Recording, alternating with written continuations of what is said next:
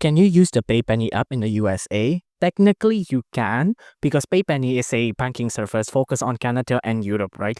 Now, you can technically download it and you can technically sign up as well, but it only functions on Canada or Europe, right? Now, you can sign up and you can download it by using a VPN, right? So right now I'm using a VPN and right now I'm being in Canada, which basically means it'll just trick the network to thinking my connection is coming from Canada, right? Canada or either Europe, whichever one you prefer.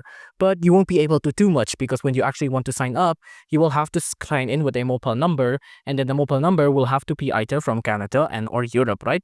You can just skip for now, you can see, but you won't be able to do much here on the app without signing up. If you want to wallet transfer, then you will have to sign up like this, and then you will have to select a country either in Canada or in Europe, right? So your country will not be able to actually sign up if you're outside of Canada or Europe. You'll need a phone number from Canada and or Europe, right?